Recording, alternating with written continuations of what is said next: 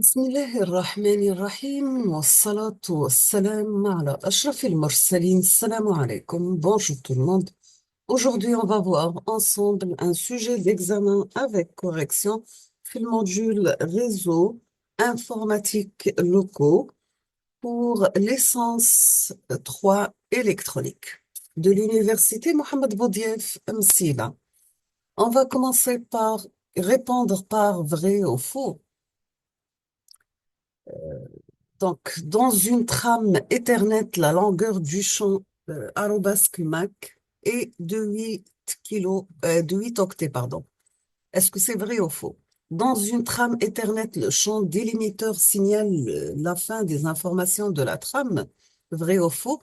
Dans une trame Ethernet, le champ CRC permet au récepteur de corriger l'erreur à l'aide du polynôme générateur.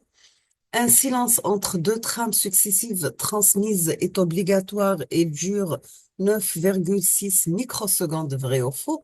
Le Fast Ethernet autorise le transfert de données à des débits qui ne dépassent pas 100 mégabytes par seconde. Vous avez sixièmement, les ondes hertziennes est un support de transmission de données limitées.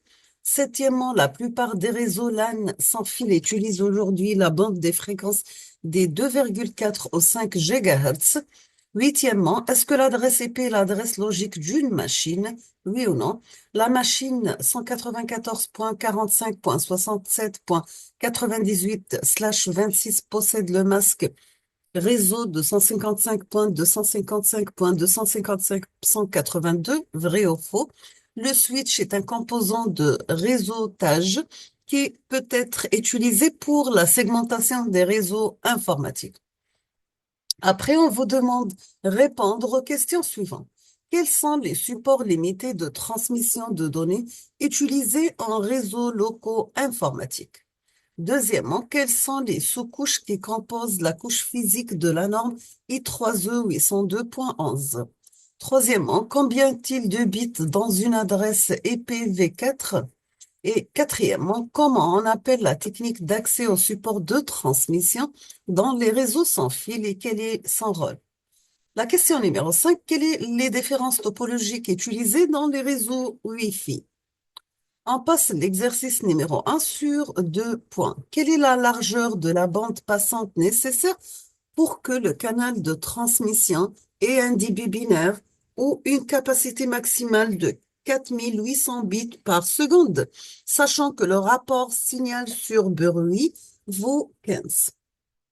L'exercice numéro 2, pardon, sur 2 points. Vous avez le code Meller d'une suite de bits transmise et présenté sur la figure 1. On vous demande de déterminer cette suite binaire. Et deuxièmement, dans cette transmission, nous avons utilisé un polynôme générateur G de x égale x4 plus x3. On vous demande de calculer le CRC et quel est le message qui doit être transmis. Donc, voici le millicode, le code Miller de la suite transmise. Donc, il prend la valeur -1, après 1, 0, -1, pardon, 1, -1, ainsi de suite. Pour l'exercice numéro 3, on vous demande dans un site d'une société une machine grand M à l'adresse IP suivante. Vous avez 198.181.112.68/27. On vous demande quelle est la classe de cette adresse IP. Donnez l'adresse IP de son masque et quel est le nombre de sous-réseaux et le nombre de machines dans chaque sous-réseau. Quatrièmement, calculez l'adresse des sous-réseaux où appartient la machine grand M. Cinquièmement, calculez l'adresse de diffusion où appartient la machine grand M.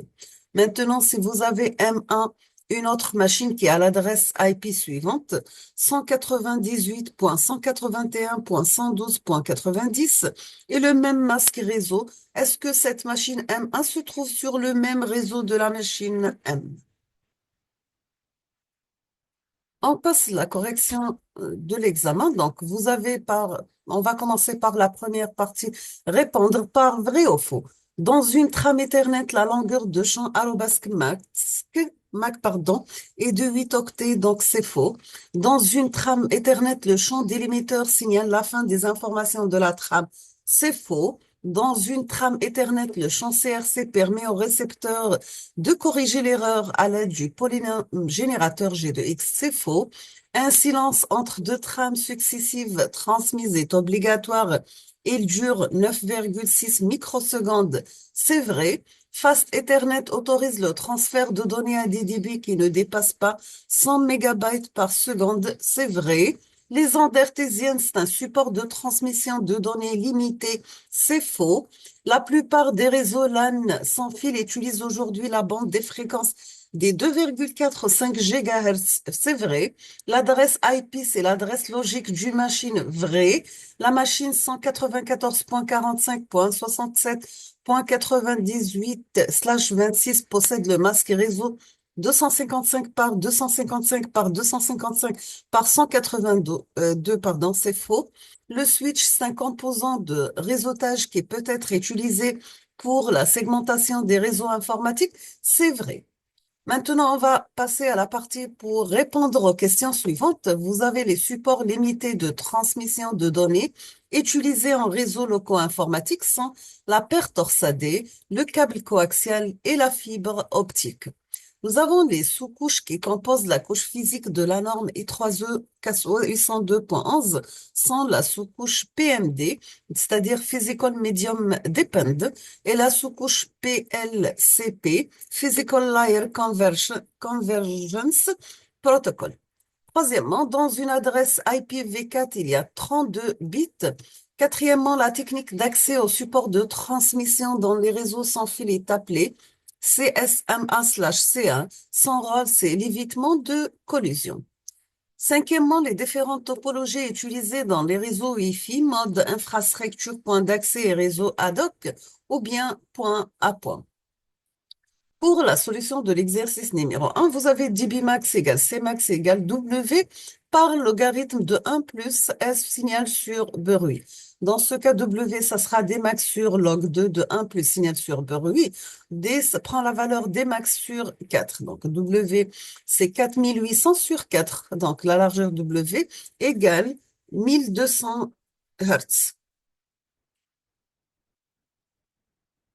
Maintenant, d'après le principe du code de Miller, la suite transmise est 4 fois 1, 2, 0, 2 fois 1, 0, 1. Pour le calcul de CRC, donc vous avez le tableau suivant. Je vous laisse le temps de prendre capture d'écran et essayer de faire les calculs chez vous et comparer le résultat, bien sûr.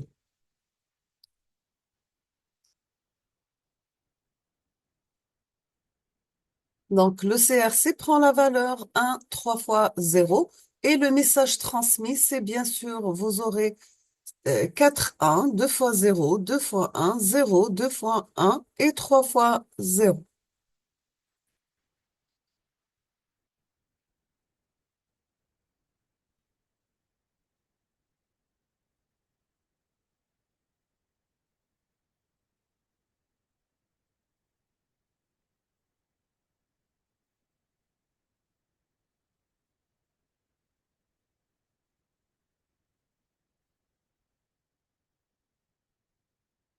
On passe l'exercice numéro 3 sur 5 points. Donc, vous avez 198 en décimale. Son équivalent en binaire, c'est 2 fois 1, 3 fois 0, 2 fois 1, 0 en binaire. Alors, la classe de cette adresse IP, c'est la classe C.